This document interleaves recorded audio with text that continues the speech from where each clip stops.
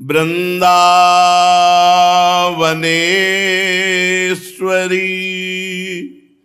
तवैव पदारविंदम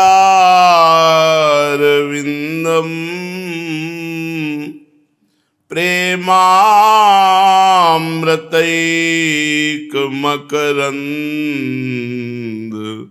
रसौघपूर्णम्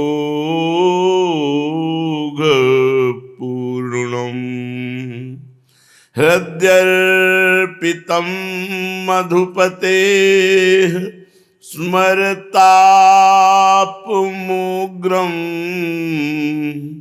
निर्वापयत् परम शीतलमाश्रयामि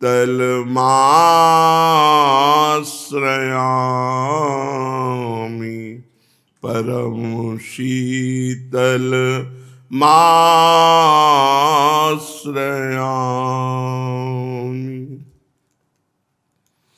परम सच्चिदानंद घन प्रेमामृत स्वरूप नवनिभृत निकुंज महामहिम परम पावन श्री वृंदावन धाम के लाडिले प्राणाराध्य प्राणप्रिय युगल सरकार श्री श्यामा श्यामजू, समस्त सहचरी वृंद, खग मृग पशु पंछी तरुलता, श्री यमुना रसरानी रजरानी, समस्त ब्रजवासी परिकर के चरणों में कोटिशाह प्रणाम, कोटिशाह नमन, नमस्कार। श्री धाम वृंदावन की ऐसी अमोघ महिमा है। यदि कहीं वृंदावन वास का सौभाग्य बन रहा हो और आकाशवाणी हो जाए कि तुम्हें वृंदावन वास नहीं करना, नहीं तो नरक की प्राप्ति होगी, तो आकाशवाणी की भी बात नहीं माननी। गुरुदेव आज्ञा कर दें कि तुम्हें वृंदावन वास नहीं करना, तो गुरुदेव की आज्ञा नहीं माननी। क्योंकि ऐसा क्यों कह रहे हैं? ऐसा इसलिए कह रहे हैं कि अंतिम बात है। यदि निरपराध वृत्ति से परम पावन श्रीधाम वृंदावन का वास स्वीकार किया जाए तो बिना किसी अन्य साधन का आश्रय लिए इसी से भगवत प्राप्ति हो जाएगी।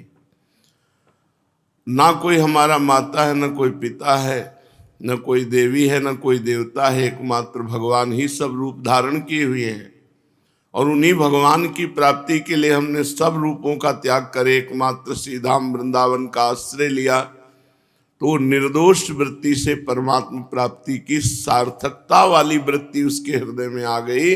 इसलिए कोई भी उसको पाप नहीं लगता। पर यह होना पक्का चाहिए, मरकट वैराग्य नहीं होना चाहिए कि 4 दिन बाद फिर मन वृंदावन से उछट गया कि पहले तो वृंदावन में बड़ा आनंद मिलता था, अब वैसा आनंद नहीं मिलता है। ऐसे लोगों की धारणाएं होने लगती हैं। दूर से वृंदावन का चिंतन किया तो बहुत सुखद लगा, और जब यहाँ आए तो दोष दृष्टि करी यहाँ के वासियों से, तो आनंद अपरित हो गया। निरपराध वृत्ति से यदि वृंदावन का आश्रय लिया जाए तो केवल वृंदावन वास मात्र से भगवत प्राप्ति हो जाती है। श्रीपाद कह रहे हैं, दैवी वाक् प्रतिषेधिनी भवतु मे स्याद्वा गुरूणां गिरां श्रेणी शास्त्रविदा महास्तु बहुधा यः कोऽपि कोलाहलः त्यक्त्वा साध्य साधन जात मखिलम लग्नं तुमे राधिका क्रीड़ा कानन वास संपदि मना व्यावर्तन्ते नो मनः। यदि वृंदावन वास करने में आकाशवाणी मना कर दे, दैवी वाक् प्रतिषेधिनी, तुम्हें वृंदावन वास नहीं करना, मुझे नहीं मानना आकाशवाणी की बात। स्याद्वा गुरुणाम गिरा, मेरे गुरुदेव मना कर दे तुम्हें वृंदावन वास नहीं करना, तो मैं उनकी भी बात नहीं मानूंगा। और श्रेणी शास्त्र विदा महास्तु बहुधा, यदि शास्त्र कह रहे हैं, कोई शास्त्र सिद्धांत कि तुम्हें इनको छोड़कर वृंदावन वास नहीं करना चाहिए, तो मैं उनकी बात नहीं मानूंगा, क्योंकि मेरी आखिरी बाजी है। मैं वृंदावन वास करके प्रिया प्रीतम का भजन करके भगवत प्राप्ति करूंगा, जन्म मरण के चक्र से मुक्त होऊंगा, इसलिए किसी की बात नहीं मानूंगा। वृंदावन के वास को जिनके नाहि हुलास, माता मित्र श्रुतादित्य तज ध्रुव तिनको पास। और अनेकों प्रकार के विद्वान जन कोलाहल करें, तुम्हें ऐसा नहीं करना चाहिए, तुम्हें ऐसा नहीं करना चाहिए, तो भी मैं वो बात अपने कान से सुनकर भी अनसुना कर दूंगा। तथापि निखिल साध्य और साधनों का त्याग करके एकमात्र वृंदावन के भरोसे पड़ा रहूंगा। श्री किशोरी जी के निज महल में पड़ा रहूंगा, और इससे जो हमको सुख प्राप्त होगा वो सुख कहीं नहीं है, बिंदु मात्र भी नहीं है। इसलिए मैं अपने मन को निश्चय ये धारणा से पुष्ट करता हूं कि चाहे जो कुछ हो जाए, वृंदावन वास नहीं छोड़ना। अगर ऐसा हो गया तो आवागमन मिट गया। वृंदावन बड़ा कृपालु है और हमारे अवगुणों की तरफ देखता ही नहीं है। बस एक अपराध न बने, यहां वास करने वाले ब्रजवासी वैष्णव जनों के प्रति दोष दर्शन, दोष श्रवण, दोष कथन ना बने, तो पड़े रहो, भगवत प्राप्ति हो जाएगी। क्या स्थिति देता है वृंदावन? प्रगायन नटन्नुद्धसन वा लुठन वा, प्रदायन रुदन संपतन मूर्छितो वा, कदा वा महाप्रेम माध्वी मदांध, चरिष्यामि वृंदावने लोक बाह्या। प्रगायन, प्रिया प्रीतम के पद गायन करते हुए, जोर जोर से राधा नाम गायन करते हुए, नटन, भाव में भरकर नाचता हुआ, रुदन, रोता हुआ, धसन, हंसता हुआ, ये प्रेम की स्थिति है। लोक लज्जा का त्याग करके महाप्रेम स्वरूप वृंदावन का जब वास स्वीकार किया, तो वृंदावन की कृपा से हमारे हृदय में जब प्रेम स्फुरण हुआ तो मदांध हो गया, प्रेमांध हो गया।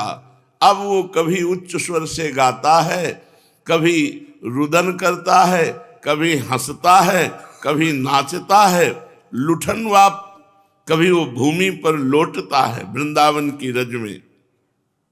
और कभी कभी तो ब्रजभूमि में लौटते लौटते इतना प्रेम आता है कि वो मूर्छित हो जाता है। संपतन मूर्छितोवा, गिर पड़ा और वृंदावन की रज में मूर्छित हो गया, प्रेम मूर्छित हो गया।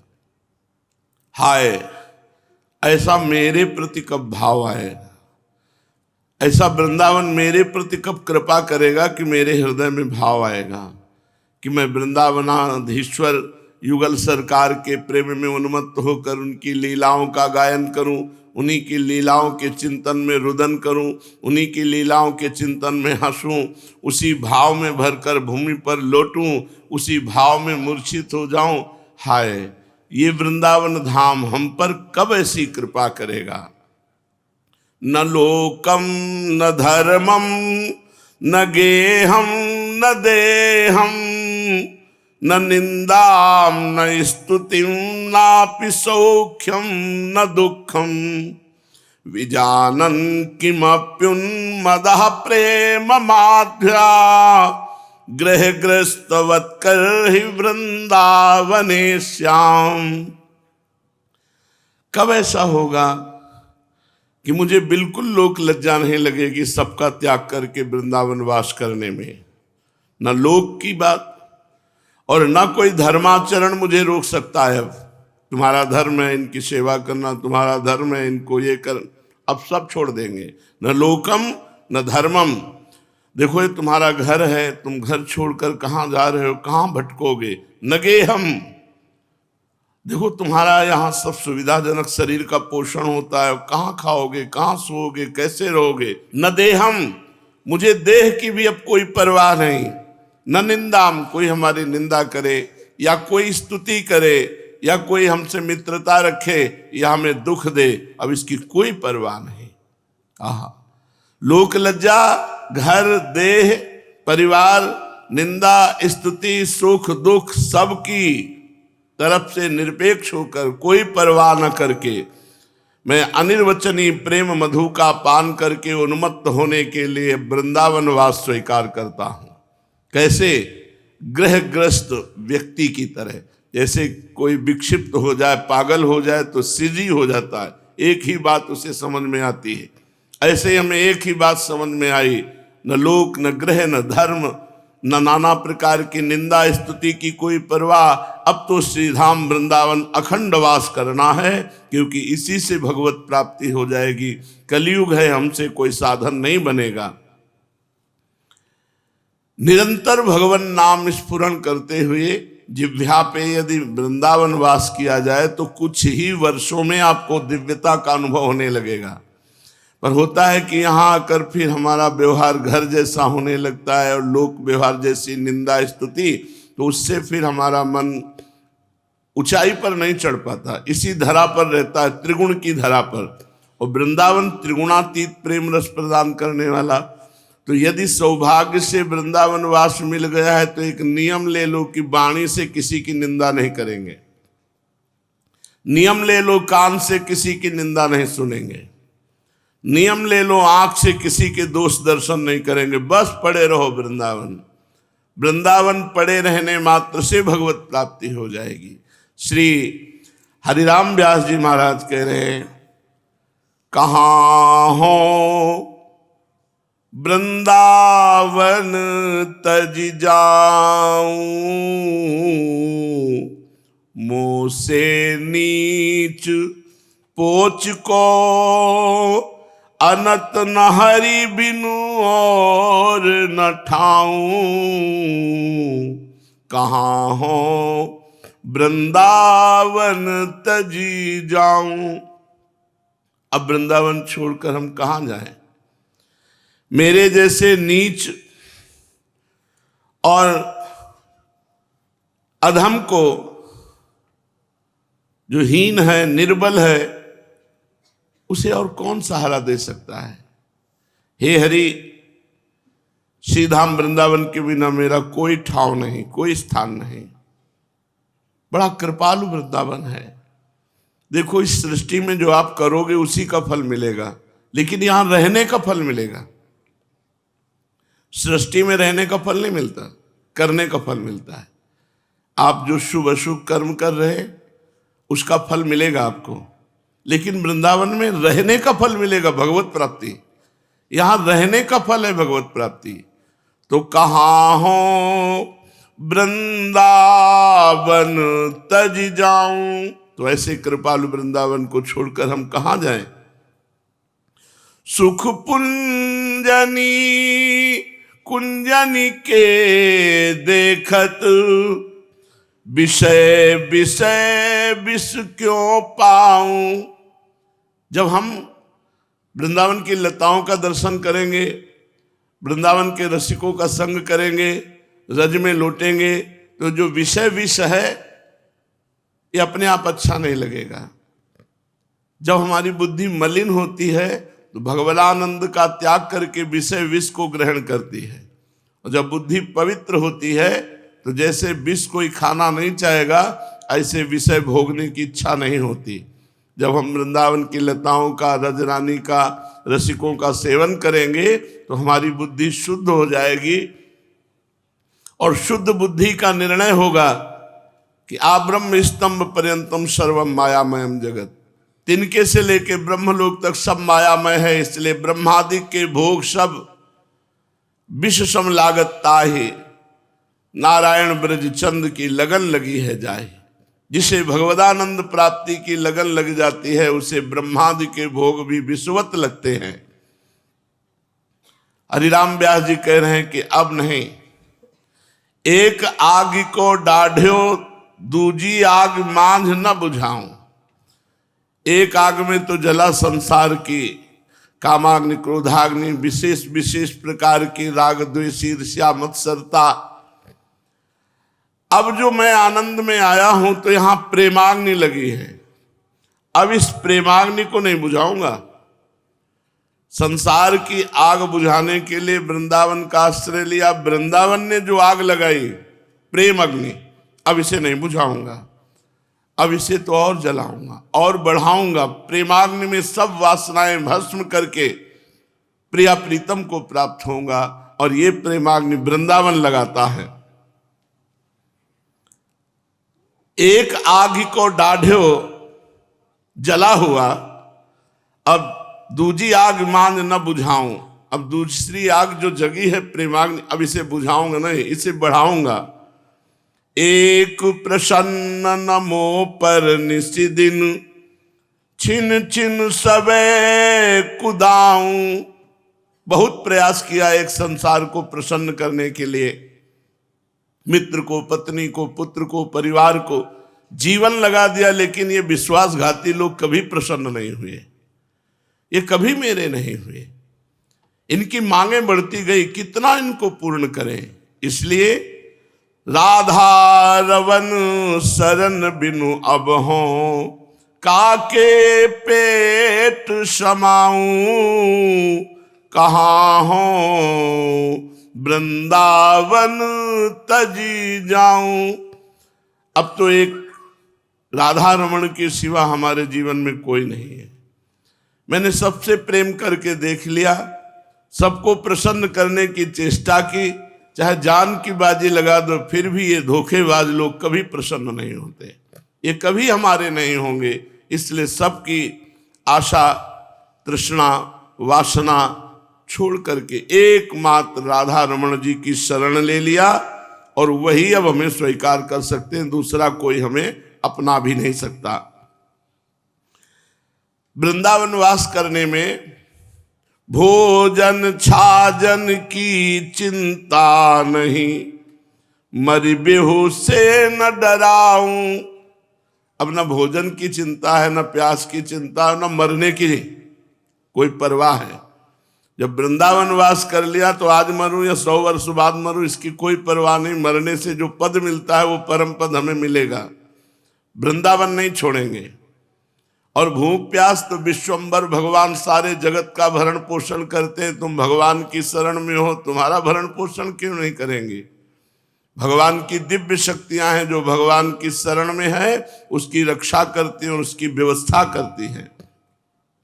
हरिराम व्यास जी कह रहे हैं, जैसे पतिव्रता पत्नी अपने पति के नाम का सिंदूर भर लेती है और ठसक से रहती है, ऐसे ही सिर पर सिंदूर व्यास धर्यो, अब वही है श्याम सहाऊं। अब तो श्यामा श्याम का सिंदूर भर लिया, अब हम सुहागवती हो गई। हमारे प्रीतम दो हैं, दो प्रीतम श्री श्यामा श्याम, इनका सुहाग भरकर अब न किसी से डरना है, न कोई चाह करना है, न किसी से संबंध रखना है, एकमात्र प्रिया प्रीतम से संबंध। और हमारी सहायता स्वयं श्याम सुंदर भगवान करते हैं, क्योंकि मैं उनकी ठसक में हूँ, उनकी शरण में हूँ, तो वही हमारा सारा भार निर्वाह करते हैं। अब सर्वस्व त्याग करके एकमात्र श्री वृंदावन का आश्रय लिया। बड़ा महाभाग्य है जिनको ऐसा सौभाग्य मिला है कि उस श्री धाम वृंदावन का एकमात्र आश्रय लेकर नाम जप कर रहे हैं। नाम जप की बड़ी अपार महिमा है। श्री सीताराम दास ओंकारनाथ जी महाराज वर्णन करते हैं, नाम सेवा, नाम जप, नाम कीर्तन, नाम ध्यान, अब नाम सेवा, ये हर साधक को रखनी चाहिए। जो नाम सेवा जी राधा नाम विराजमान है, 5 मिनट सेवा में लगते हैं। एक कटोरी में विराजमान करके एक पात्र से स्नान करा दो, कोमल कपड़े से पोंछ दो, थोड़ा इत्र लगा दो, चंदन लगा दो, भोग लगा दो, आरती कर दो, हो गई सेवा। जय बार तुम्हारा मन हो तय बार भोग लगाओ, आरती करो, शयन करा दो, उत्थापन करा दो। छोटी सी सेवा, कहीं भी जाओ आओ हर समय साथ है। नाम सेवा की महिमा गुरुदेव भगवान के चरणों के आश्रय से पता चली। साक्षात प्रिया प्रीतम के प्रसन्न करने का सहज उपाय नाम सेवा विराजमान कर लो। बड़ा चमत्कारिक है नाम सेवा जी। महामाया से प्रभावित भटके हुए लोगों को बहुत सहज में भगवत प्राप्ति कराने में समर्थ है नाम सेवा जी। पर नाम में प्रीति हो जाए, जहां जाओ साथ में नाम हो। गुरुदेव भगवान जहां जाते रहे, एक इतनी छोटी सी टोकरी सी, उसमें नीचे कोमल वस्त्र बिछाकर नाम सेवा राधा नाम विराजमान, ऊपर से झीने कपड़े से ढक दिया, झोले में डाल लिया। जहां स्नान कराना 5 मिनट की सेवा, छोटी सी चौकी, छोटा सा चंदन घिस करके जरा सा चंदन लगा दे। एक इत्र की शीशी काफी दिन चलती है। छोटी नाम सेवा, जरा सा रुई से लिया, ऐसे लेप कर दिया, इत्र का चंदन लगा दिया, थोड़ा भोग लगा दिया, आरती कर दी, छोटी सी आरती। कहीं भी पूरी सेवा इतनी तो साथ। हमारे पास सिद्ध शालिग्राम थे, गुरु की कुल परंपरागत, मंगनानंद सरस्वती जी के समय से सेवित। जब गुरुदेव भगवान ने कहा कि नाम सेवा विराजमान करो, क्या है सेवा आपके पास, तो हमने कहा शालिग्राम भगवान 3 थे, चक्र का चिन्ह, बड़े इतने बड़े बड़े थे, रोज उनका चरणामृत पी। तो बोले हमारे राधा नाम विराजमान करने पर तो शालिग्राम सेवा, उनका आदेश कीजिए। बोले पहले हटाइए। उस समय मुरारी शरण जी आते थे, मुरारी शरण जी से कहा हमारा यहाँ कोई परिचय नहीं, किसी वैष्णव को आप दे दीजिए। उन्होंने दे दिया। एक शब्द भी नहीं कि हमारी कुल परंपरागत सेवित श्री शालिग्राम जी भगवान है। तुरंत राधा नाम तब गुरुदेव भगवान ने दिया, जो विराजमान राधा नाम है, अपार करुणा में। ये मत समझो कि राधा लिखा हुआ है ऐसे तमाल के वेश पर, तमाल की लकड़ी पर श्री राधा नाम अंकित। गुरुदेव भगवान ने जब दिया, सर्वस्व दे दिया। आज जो आप राधा नाम का प्रभाव देख रहे हैं, ये गुरु प्रदत्त राधा नाम का ही प्रभाव है, ये गुरुदेव की महिमा है। मेरा इसमें कहीं किंचन मात्र कोई प्रभाव या कोई तपस्या या कोई लगन नहीं है, निमित्त मात्र केवल इधर है, विकास दिया हुआ तो उनका सर्वस्व है। तो इस महामाया से प्रभावित भटके हुए लोगों को परम पद की प्राप्ति कराने में समर्थ है राधा नाम। दयालु भगवान ने धर्म रक्षा हेतु कई अवतार लिए, अनेक रूप धारण किए, अनेक नाम धारण किए। प्रत्येक अवतार में भगवान अपना निर्धारित कार्य संपन्न करते हैं। अवतार समाप्ति के बाद भगवान अंतर ध्यान हो जाते हैं। कहां? अपने नाम में। भगवान कहां समा जाते हैं अंतर ध्यान होकर? अपने नाम में। ये अनेक बहुत बड़े महापुरुष के वचन हैं, गुह्य संतों के हृदय की बात कह रहे हैं। महान संतों ने ये अनुभव किया कि भगवान जब अंतर्ध्यान होते हैं तो नाम में समा जाते हैं। नाम स्वयं भगवान है। भगवान अनेक रूप धारण करते हैं और नाम एक रूप, राधा। इसी में सब कुछ विराजमान है। श्री जी विराजमान है, लालजू विराजमान है, सहचरियां विराजमान है, निकुंज विराजमान है। राधा नाम सेवा में विराजमान क्यों? सब कुछ विराजमान है। परमेश्वर की प्राप्ति के लिए निश्चित मार्ग प्रभु के नाम की सेवा। नाम ही स्वयं भगवान है, ये तो समझ गए ही होंगे, क्योंकि भगवान अंतर ध्यान होकर नाम में विराजमान है। नाम सेवा का मतलब है साक्षात श्री प्रिया प्रीतम की सेवा। इसके 2 प्रकार हैं, लिखित नाम सेवा और नाम जप नाम कीर्तन। नाम के 2 प्रकार हैं, आराधना करना, नाम जप करना, ध्यान सहित या ध्यान सहित नाम कीर्तन करना, या फिर नाम सेवा विराजमान करके प्रगट में उनकी सेवा करना। प्रगट सेवा के बिना नाम जप और नाम कीर्तन पूर्णता नहीं बनता है। देखो, हमें रोज नाम का चरणामृत मिलता है, रोज नाम को स्पर्श करने का सौभाग्य, नाम को दुलार करने का सौभाग्य।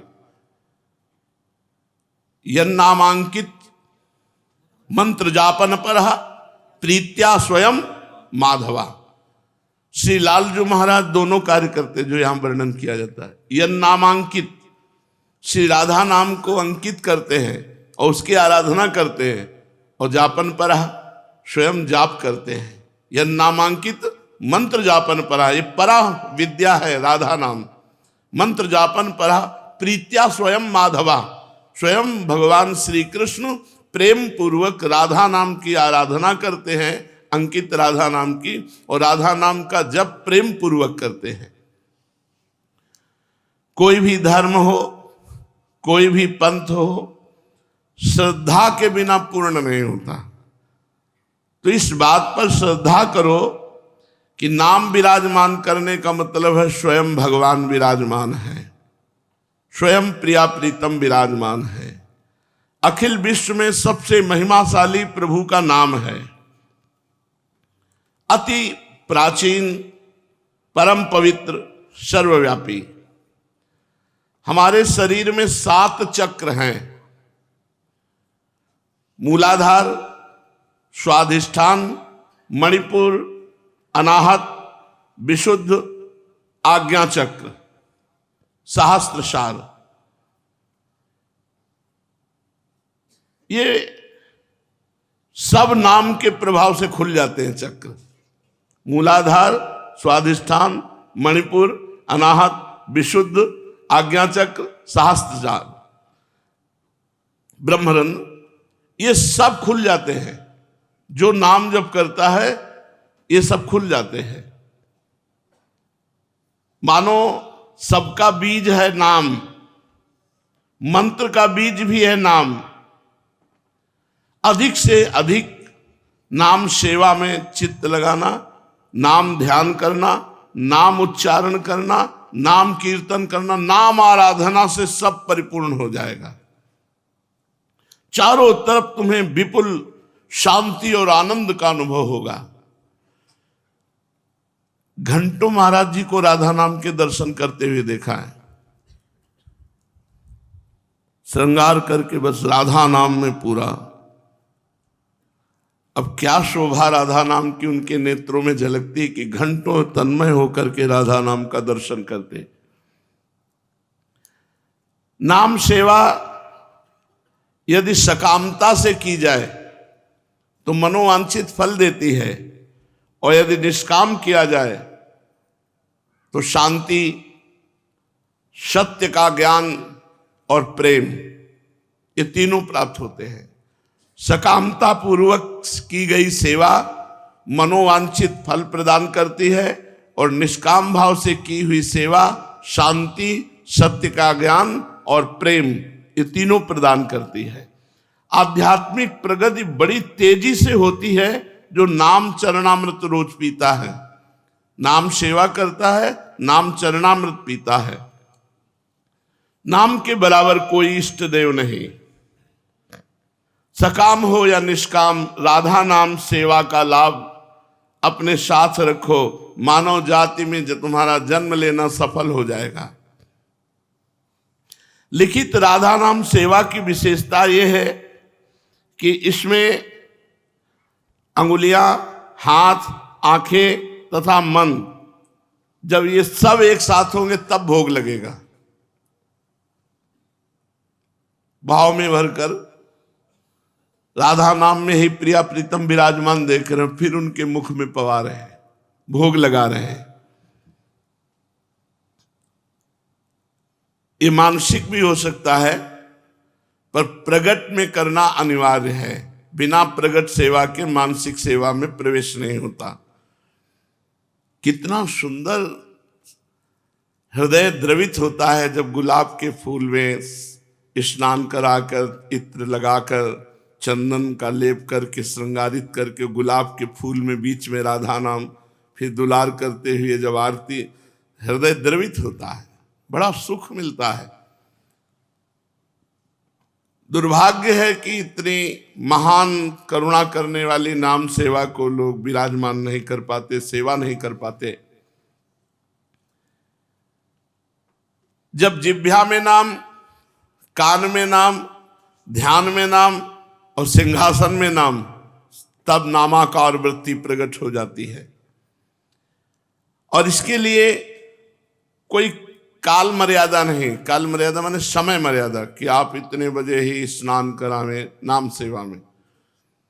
आप मान लो अपने ध्यान भजन साधन और का, तो 8 बजे आपको समय मिले, 8 बजे 10 बजे मिले, 10 बजे समय स्नान करा दिया, इत्र लगा दिया, चंदन लेप किया, आरती की, भोग लगा दिया, और इसमें कोई अपराध नहीं है।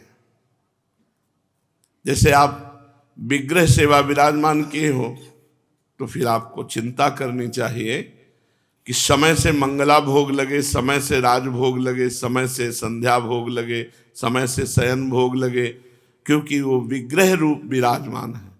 और नाम सेवा में मानो आपकी बिल्कुल सेवा नहीं बनी तो 24 घंटे में एक बार स्नान करा के इत्रादि का लेप करके भोग लगा, हो गई, उसमें कोई अपराध नहीं लगेगा। लेकिन विग्रह सेवा विराजमान है तो अपराध लग जाएगा यदि आप सेवा में प्रमाद करेंगे। इसीलिए विग्रह विराजमान करे तो जैसे अपने छोटे से बच्चे का ध्यान रखा जाता है कि इस समय जग गया, इस समय भूख लगी, इस समय स्नान कराना, इस समय अमुक वन विहार कराना, ये करना चाहिए।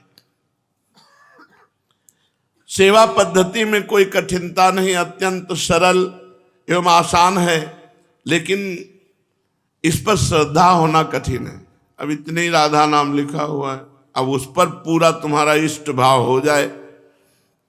और ये तार्किक लोगों के लिए नहीं है, ये श्रद्धा और विश्वास के लिए है। असंभव को भी संभव कर देगी नाम सेवा, बड़ी सामर्थ्य नाम सेवा में है। मन में संदेह अविश्वास ना होने पावे, बहुत आसान समझकर इसे ऐसा न समझा जाए कि बहुत आसान है, राधा नाम विराजमान करके नौहार दिया, भोग लगा दिया, बस छोटी सेवा, इससे क्या लाभ होगा। श्रद्धा रख करके लिखित नाम सेवा का यदि आप भाव रखते हैं तो अवश्य परम लाभ प्राप्त होगा। हिंसा, अशांति, लोभ, क्रोध, मोह, घमंड, सांसारिक मोह, जलन, अनेक प्रकार की पाप भावना, कलयुग के विकार, ये सब नहीं छू पाते जिसकी नाम सेवा चलती है। क्योंकि नाम सेवा बहुत प्रभावशाली है। सत्य कहते हैं, बड़ा दुर्भाग्य है जो नाम सेवा से वंचित है। भाई सबको विराजमान करनी चाहिए राधा नाम सेवा। 5 मिनट में सेवा हो जाती है। पूरे जीवन की जिम्मेवारी नाम भगवान ले लेते हैं, क्योंकि आप लिए लिए डोलते हैं नाम सेवा, उसी से वो आपकी जिम्मेवारी ले लेते हैं। आप उनकी सेवा की जिम्मेवारी लीजिए, वो आपके पूरे जीवन की जिम्मेवारी ले लेते हैं। हिंसाचार, अशांति, लोभ, क्रोध, मोह, घमंड, सांसारिक मोह, जलन, अनेक पाप भावनाएं और कलयुग के विकार, ये प्रभाव नहीं डाल पाते जिसके पास नाम सेवा होती है। ब्रह्मचर्य, सात्विक आहार और शुद्ध आचरण, ये उसके जागृत हो जाते हैं। जो रोज चरणामृत पीता है, नाम सेवा करके आरती करता है, नाम सेवा जी को पद सुनाता है, भोग लगाता है, तो उसके अंदर सात्विक भाव प्रकट होते हैं, ब्रह्मचर्य की भावना प्रकट होती है और शुद्ध आचरण बनने लगते हैं। इंद्रियों की जिद को हराना है। जैसे मन और इंद्री ने चाह लिया कि मुझे फूल लेना है, अब वो गलत है, नहीं लेना चाहिए। अब वो कहेगा मुझे फूल लेना है। अब आपके सामने इतनी बार पेश करेगा कि आप हार करके स्वीकृति दे देंगे, अच्छा ले लो। बस यही जिद उसकी नहीं पूरी करनी। मन और इंद्रियों की जिद नहीं पूरी करनी। सेवा में ध्यान रखना है कि जैसे मन इंद्रिया करे ये हमें भोग भोगना है, और वो गलत है, वो हजारों लाखों बार आपके सामने पेश करेगा, नहीं ऐसे कर लो, नहीं ऐसे कर लो, बस आपको मना कर, नहीं नहीं। जैसे पहले बार नहीं हिम्मत से की थी, वैसे ही उसे नहीं नहीं नहीं हर बार उत्तर दो नहीं, वो हार जाएगा। हम लोग हार जाते हैं। कितनी बार ना करें, बहुत बार हठ कर लिया, और वो महीनों हो सकता है वो वासना आपको बार बार वही पेश करे, आपको रद्द कर देना। नहीं नहीं, आपको अपनी जिद रखनी है, इंद्रिय और मन की जिद का पालन नहीं करना। जो इंद्रियों की जिद में उनको दुलार करने लगते हैं, फिर उनका स्वभाव बिगड़ जाता है।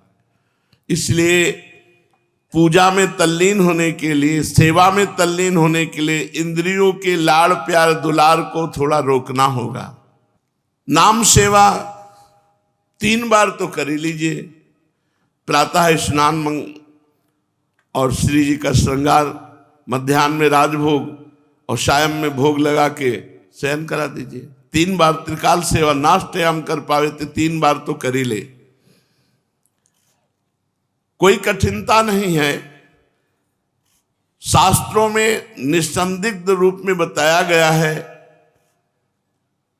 सतयुग में ध्यान, त्रेता में यज्ञ, द्वापर में पूजा और कलयुग में नाम। नाम ध्यान, नाम कीर्तन, नाम जप, नाम सेवा। इसके अतिरिक्त अन्य साधनों में इतनी सामर्थ्य नहीं है कि वो भगवत प्राप्ति करा दे। राधा नाम संकीर्तन, राधा नाम ध्यान, राधा नाम जप और राधा नाम सेवा, इसी को अपना जीवन बना ले, फिर नाम से योग हो जाता है। योग का अर्थ है मिलन, अनुभूति। नाम प्राण एक हो जाते हैं। जैसे गोपीजन कहते हैं, प्राण भय कान में, कान भय प्राण में, ही में न जान परे कान है कि प्राण है। ऐसे नाम भय प्राण में, प्राण भय नाम में, ही में न जान परे नाम है कि प्राण है। वही राधा राधा राधा। राधा नाम का योग हो जाता है, अर्थात मिलन हो जाता है, अर्थात समा जाता है, प्राणों में राधा नाम समा जाता है। श्री सीताराम दास ओंकारनाथ महाराज जी कह रहे हैं, नाम योग के बिना जीवन अधूरा है। एकम एक हो जाना योग, नाममय हो जाना, कितना आनंद है। आंख मूंदे तो राधा नाम, आंख खोले तो राधा नाम, चिंतन राधा नाम, सेवा राधा नाम, वह नामाकार वृत्ति। नाम का जप का मतलब है परमात्मा का स्पंदन, प्रभु स्फुरित हो रहे, राधा राधा राधा। निरंतर नाम के आश्रय में आध्यात्मिक प्रगति रोज की रोज होती चली जाती है, क्योंकि पापों की निवृत्ति और आत्मा की शुद्धि, आत्मा माने अंतःकरण। ब्रह्म नाम है, तारक नाम है। अवतारों में अवतरित होकर भगवान तो कुछ लोगों का, गिने चुने लोगों का उद्धार करते हैं, लेकिन नाम तो अनंत लोगों का उद्धार कर देता है।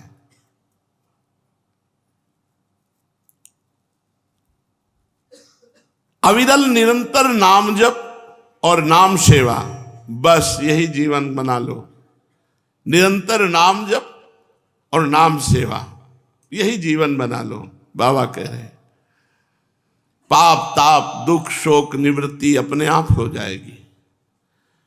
नाम जापक और नाम सेवा वाले को अन्य साधनों की तरफ नहीं देखना चाहिए और ना अन्य साधकों से संपर्क करना चाहिए, नहीं तो बड़ा विक्षेप पड़ता है। अन्य भाव वाले बहुत से साधक हैं, क्या नाम लिए डोल रहे हो, इससे क्या होने वाला है? वो ज्ञान बघारेगा, तुम्हारी श्रद्धा खत्म हो जाएगी। ऐसे साधकों से बच के रहे। तारक ब्रह्म नाम, इष्ट नाम, इससे समस्त लाभ प्राप्त हो जाते हैं। हम आपको बताएं, आपकी श्रद्धा हो या ना हो, आप नाम सेवा विराजमान करके देख लो, सेवा कुछ दिन करके कैसा अनुभव होता है। भगवान कहते हैं कि हे पार्थ, जो श्रद्धा से अथवा अवहेलना से भी मेरे नाम का पूजन सेवन स्मरण करता है, उसके हृदय में मैं चिरस्थायी प्रकट हो जाता हूं। श्रद्धा से या अवहेलना से, जैसे भी, बड़ी महिमा है। मैं उसके हृदय से कभी विलग नहीं होता हूं। भगवान जब हृदय में प्रकाशित हो गए तो सारी दैवी संपदा अपने आप प्रकाशित हो गई। अगर नाम में अश्रद्धा है, अवज्ञा है, पर आप गुरुजनों की बात मान करके नाम जप करते हो, नाम सेवा विराजमान किए, तो फल में कोई कमी नहीं होगी। जो श्रद्धा से आदर पूर्वक सेवन करने से फल मिलता है, वही गुरुजनों की आज्ञा पालन करने पर आपकी श्रद्धा नहीं है तो आप केवल ऐसा कि मुझे उनकी बात माननी है, बस इतने मात्र से आपको वही फल मिलेगा जो परम श्रद्धा से मिलता है। फल में कोई कमी नहीं होगी। नाम सामर्थ्य की अनुभूति होने के लिए लंबे समय तक नाम जप और नाम साधना करनी होगी। स्वयं अनुभूति के लिए लंबे समय तक, दीर्घ काल तक आदर पूर्वक निरंतर नाम जप और नाम सेवा। कलयुग में रामबाण है ये नाम सेवा, क्योंकि इसमें आसक्ति होने लगती है। कई बार ऐसे स्वप्न देखे कि हम गंगा किनारे विचरण कर रहे हैं, पर एकदम ध्यान आया नाम सेवा कहाँ है। नाम सेवा का चिंतन करते ही गंगा किनारा गायब और वृंदावन प्रकट। सिंहासन सेवा सब, तुरंत चैप्टर खत्म हो जाए। नाम सेवा का है। नाम सेवा के बिना जहां भी विराजमान है, शरीर जहां भी रहेगा, नाम सेवा साथ रहेगी। वहां विशाल नाम सेवा विराजमान है गुरु भवन में। राधा वल्लभ श्री हरिवंश राधा। नाम सेवा के बिना जीवन नहीं। नाम सेवा और रूप सेवा और नाम जप और नाम ध्यान, यही जीवन है। यही अपना जीवन बना लो। इधर उधर भटको मत, कलिकाल है। भगवान से प्रार्थना करो कि मुझे नाम सेवा में, आपके नाम में रुचि हो जाए। निवेदन करो, प्रार्थना करो। सभी संतगण एक ही बात कहते हैं, नाम। सभी जरूरतों की पूर्ति करने वाला नाम, सभी मोक्षों की प्राप्ति कराने वाला नाम, अन्न वस्त्र संपत्ति सब कुछ प्रदान करने में समर्थ है नाम। आपकी कल्पना नहीं होगी कि नाम एक छोटी सी छोटी बात को भी देखता है। जैसे नाम सिंहासन में विराजमान क्यों, तो आपकी छोटी सी छोटी आवश्यकता को नाम देखता है और नाम भगवान पूर्ण करते हैं। आप बड़े समृद्धिशाली हो जाएंगे यदि नाम सेवा विराजमान कर ली।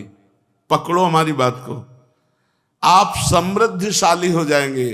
सांसारिक वस्तुएं भी आपको बड़ी सुविधा से प्राप्त हो जाएंगी। बहुत छोटी छोटी सी बातें ऐसी अनुभव में आई है कि जो नाम सेवा से, जैसे बाबा लिख रहे हैं कि वो समृद्धशाली हो जाएगा। ऐश्वर्य वैभव लोक सामग्री मारी घूमेगी। नाम सेवा तो करके देखो। मैं अतिशयोक्ति नहीं कह रहा हूं, प्रत्यक्ष महिमा अनुभव करके कह रहा हूं। बाबा कह रहे हैं पवित्र नाम, मंगलमय नाम अपवित्र विचारों को, अमंगलकारी क्रियाओं को नाश कर देता है। इसलिए नाम जप करो, नाम ध्यान करते हुए, नाम कीर्तन करो, नाम ध्यान करते हुए, और नाम सेवा करो ध्यान पूर्वक। यही जीवन बना लो, इसी से परम मंगल होगा। चलते हैं श्रीमद् भागवत महापुराण। भगवान श्री कृष्णचंद्र जी उद्धव जी को ब्रह्मचर्य और गृहस्थ आश्रम का उपदेश किया। अब आज वानप्रस्थ और संन्यास आश्रम के धर्म का उपदेश करते हैं। भगवान श्री कृष्ण ने कहा, प्रिय उद्धव, गृहस्थ के बाद वानप्रस्थ आश्रम है। बहुत तो अपनी जिंदगी कूड़ा करके गृहस्थी में व्यतीत कर देते हैं, आगे बढ़ ही नहीं पाते। नहीं, ब्रह्मचर्य से नैष्ठिक ब्रह्मचर्य और संन्यास, या ब्रह्मचर्य से गृहस्थ वानप्रस्थ और सन्यास। कोशिश करना चाहिए लड़का बच्चा सयाने हो जाए तो बुढ़ापा में सन्यास ले लेना चाहिए, भगवान के भजन में जीवन व्यतीत करना चाहिए, ना कहीं बाहर जाए तो एक सन्यासी की तरह अपने घर में व्यतीत करने लगे, राग द्वेष छोड़कर निरंतर भजन परायण। चौथी अवस्था में गृह त्याग करके भगवान के धाम और तीर्थों में वास करते हुए जीवन व्यतीत करना चाहिए। अब वानप्रस्थ कितना कठिन है, भगवान से सुनो। भगवान कह रहे, प्रिय उद्धव, यदि गृहस्थ मनुष्य वानप्रस्थ आश्रम में जाना चाहे तो अपनी पत्नी को पुत्रों के हाथ सौंप दे। यदि पत्नी कहती है कि हम भी आपके साथ तपस्या पूर्वक ब्रह्मचर्य पूर्वक रहेंगे, आपके साथ देंगे, तो अपने साथ ले ले और घर परिवार सब कुछ छोड़ दे। और आयु का तीसरा भाग तीर्थों में या वन में रहकर व्यतीत करे। वन के पवित्र कंदमूल और फलों से शरीर निर्वाह करे और वस्त्र न पहने, वृक्षों की छाल पहने, केस न काटे, बाल न बनवाए। मना है बाल बनवाने के लिए, क्योंकि इसमें कष्ट होता है, खुजलाते ही रहते बाल और बोझा है, और जहां छू जाए शरीर में तो चुभते हैं, ये बहुत कष्ट होता है। बाल रखवाना कोई सहज काम थोड़ी कि बाल रखवाना, इसीलिए लोग बिल्कुल क्लीन, दाढ़ी मूछ रोए नख बाल नहीं कटाने चाहिए। वानप्रस्थ को जल में प्रवाह में घुसकर स्नान करे, बाथरूम में नहीं, प्रवाह में, जैसे यमुना की धारा है, जल में घुसकर त्रिकाल स्नान करे 3 बार। और गर्मी में धूप में बैठ करके आसपास कंडा लगा करके बैठे, और सर्दी में ठंडे जल में खड़ा होकर के जब करे। वानप्रस्थ बनेगा कोई? भगवत प्राप्ति, नाम सेवा, नाम ध्यान, नाम कीर्तन, ये समझ लो, नहीं तो देख लो ऐसी कठोरता। वर्षा में छाता नहीं लगावे, खुला वर्षा सहे। जाड़े के दिनों में गले तक धारा में खड़ा होकर के जप करे। घोर तपस्या में जीवन व्यतीत करे, कल के लिए फल न रखे। और कंदमूल फल एक दिन ही, मतलब जैसे आज लाए तो आज ही पाले, फिर कल मिले तब कल। बहुत वानप्रस्थ के लिए कठिन तपस्या है। ओखली में कूटा हुआ पदार्थ न पावे। पहले ये सब दाल और सब ओखली में ही कूटा जाता था। वानप्रस्थी को चाहिए कि कौन सा पदार्थ कहां से लाना चाहिए, किस समय लाना चाहिए, कौन कौन पदार्थ अनुकूल हैं, इस बात को जानकर जीवन निर्वाह करे कंदमूल फल से। देश काल आदि से अनभिज्ञ लोगों से लाए हुए या दूसरे समय के संचित पदार्थों का कभी अपने में प्रयोग न करे। नीवार आदि जंगली अन्न से ही चरुपोरोडास आदि तैयार करके उन्हीं से समयोचित अग्रगण्य आदि वैदिक कर्म करे। वानप्रस्थ हो जाने पर वेद विहित किसी को दुख पहुंचाने वाले कार्य न करें। वेद वेत्ताओं ने वानप्रस्थी के लिए अग्निहोत्र, दर्श, पौर्णमास, चातुर्मास आदि का वैसा ही विधान किया जैसा गृहस्थों के लिए।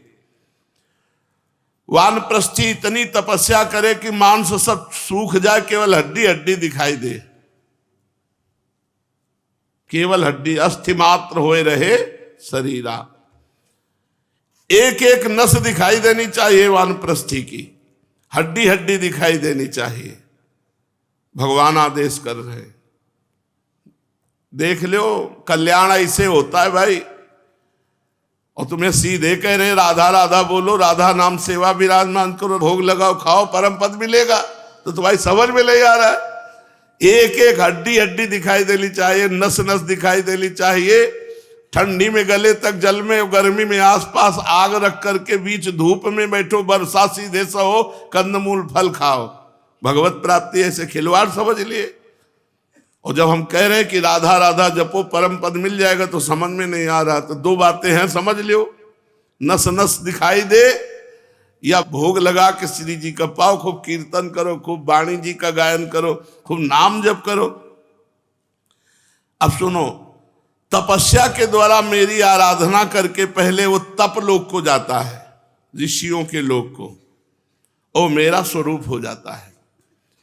प्रिय उद्धव, जो बड़े कष्ट से तपस्या करता है उसको मोक्ष मिलता है। कौन ऐसा मूर्ख होगा जो मनुष्य शरीर प्राप्त करके मोक्ष न प्राप्त करे। वानप्रस्थी को चाहिए कि आश्रमोचित नियमों का पालन करने में जब बूढ़ा हो जाए, असमर्थ हो जाए, शरीर कांपने लगे, बहुत ध्यान से सुनो, बूढ़ा हो गया, शरीर कांप रहा है, अब कोई नियम पालन करने लायक नहीं रह गया, तो मौन धारण कर ले।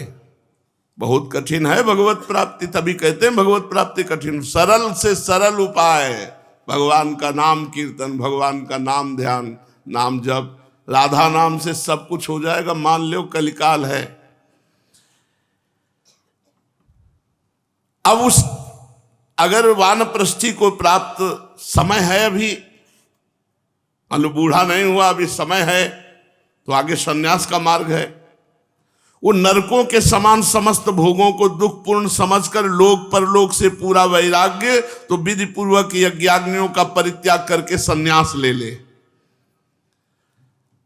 जो वानप्रस्थी सन्यासी होना चाहे वो पहले वेद विधि के अनुसार 8 प्रकार के श्राद्ध और प्राजापति यज्ञ से मेरा यजन करे, इसके बाद सर्वस्व त्याग कर दे। मैं शरीर सहित कुछ नहीं, मेरा शरीर भी गुरु को दे दिया। अब यज्ञाग्नियों को अपने प्राणों में लीन करके न किसी स्थान, न किसी वस्तु, न किसी व्यक्ति की अपेक्षा रखकर वो स्वच्छंद विचरण करे। बहुत देख लो, भगवान कह रहे हैं सावधानी। उद्धव जी, जब कोई ब्रह्म ऋषि संन्यास लेने लगता है तब देवता लोग स्त्री पुत्रादि के बुद्धि में बैठ करके उसके संन्यास धर्म से विचलित करने का उपाय करते हैं। बुद्धि में उस सन्यासी के भी और उसके परिवार के भी बुद्धि में बैठ जाते हो, मोह उत्पन्न हो जाता है। क्योंकि देवताओं को ये जलन हो जाती कि ये तो हम लोगों की अवहेलना करके हम लोगों को लांघ कर ये परमात्मा प्राप्ति करने जा रहा है, इसलिए वो विघ्न करने लगते हैं। सन्यासी जो हो जाए तो उसे वस्त्र धारण करने के लिए इतनी आज्ञा है कि लंगोटी लगा ले और लंगोटी के ऊपर एक टुकड़ा अंगोछा जैसा, गमछा जैसा लाल रंग का, बस, पूरे और नहीं, जिससे लंगोटी ढक जाए, बस इतना। और आश्रमोचित दंड और कमंडल, इसके अतिरिक्त तो कुछ भी पास ना रखे। यही नियम है सन्यासी के लिए। सन्यासी का तात्पर्य विरक्त से है। नेत्रों से धरती देखकर चले, कोई जीव न मर जाए, ऐसे चलो। जमीन को देख के चलो, पैर बहुत संभाल के रखो, और कपड़े से छान कर जल पिए। मुंह से प्रत्येक बात सत्य निकाले, झूठ कभी ना बोले, बुद्धि पूर्वक सोच विचार कर बोले। सन्यासी के लिए 3 दंड हैं। वाणी का मौन, शरीर के लिए निश्चेष्ट और मन का निसंकल्प, प्राणों का याम करते हुए मन को निसंकल्प, ये दंड हैं। भगवान कह रहे हैं भाई 3 दंड। मौना निहा नीलायामा दंडा वाग्देह चेतसाम न हृते यस्य संत्यंग वेणुभिर न भवेद यति। वाणी का मौन, मन का निसंकल्प और शरीर का निश्चेष्ट, ये 3 दंड हैं। बहुत कठिन है हर मार्ग। सन्यासी को चाहिए कि जातच्युत और गौघाती, गौ हत्यारा, इनसे कभी भिक्षा न ले और चारों वर्णों में भिक्षा ले ले। भिक्षा का नियम है बिना परिचय वाले 7 घरों में जाए और जो कुछ मिल जाए तो पाले, ना मिले तो उपवास करे। 7 घर, 7 सप्तागारान संक्लिप्तांस तुष्य लब्धेन तावता। 7 घरों में जाए, जो कुछ मिल जाए वो पाले, ना मिले तो उपवास करे। अब फिर इसके और भिक्षा का उपाय न करे कि 7 घर और देख, बस 7 घर तक है। राधे श्याम बोले जो मिले सो पाए।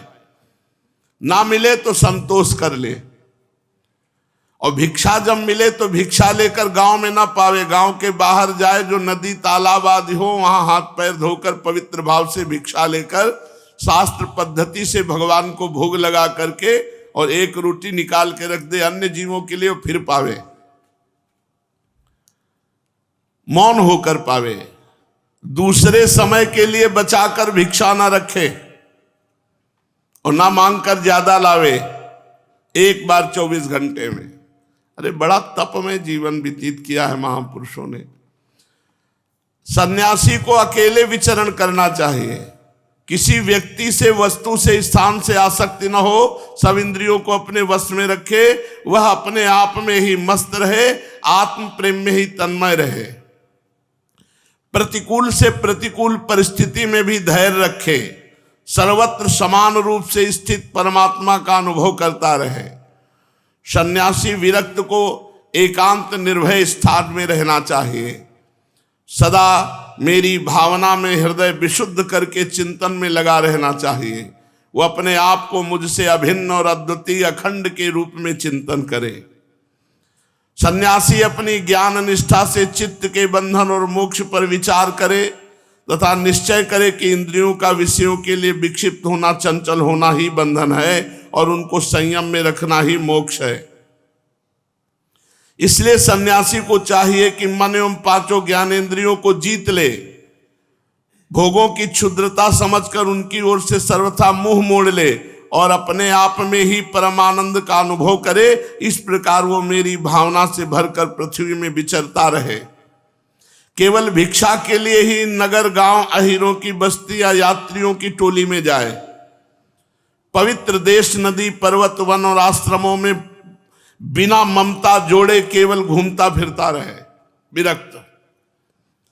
भिक्षा भी अधिकतर वानप्रस्थियों के आश्रम से ही ग्रहण करे, क्योंकि कटे हुए खेतों के दानों से बनी हुई भिक्षा शीघ्र ही चित्त को शुद्ध कर देती है और उससे बचा खुचा मोह दूर होकर सिद्धि प्राप्त हो जाती है। विचारवान सन्यासी दृश्यमान जगत को सत्य वस्तु कभी न समझे, क्योंकि ये प्रत्यक्ष नाशवान है। ब्रह्म सत्यम जगन मिथ्या। इस जगत में कहीं भी अपने चित्त को न लगाए। इस लोक और परलोक में जो कुछ करने पाने की इच्छा हो उससे विरक्त हो जाए।